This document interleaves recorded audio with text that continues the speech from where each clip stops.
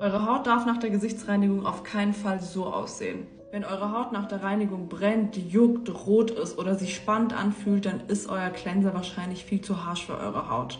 Ich hatte das im Winter dieses Jahr auch, obwohl ich meinen Cleanser davor schon 3 oder 4 Jahre regelmäßig benutzt habe. Und es hat nichts damit zu tun, dass der Cleanser irgendwie schlecht ist oder so, sondern dass meine Haut einfach viel zu empfindlich dafür war in diesem Zeitpunkt. Es ist nichts Schlimmes, aber es ist auch nichts Normales. Deswegen würde ich den Cleanser immer wechseln, wenn man danach rötet oder wenn es spannt oder wenn es juckt oder sowas. Ich bin sowieso vom Hauttyp her trocken, da kommt sowas mal eher vor. Was habt ihr eigentlich für einen Hauttyp? Auf jeden Fall habe ich den hier dann benutzt. Das ist der Gentle Skin Cleanser von Cetaphil. Das hat danach wunderbar funktioniert, benutze ich immer noch. Love it. Ich wollte euch nur mal kurz reminden, dass die Haut nicht sauberer ist, wenn sie spannt oder wenn sie sich trocken anfühlt. No.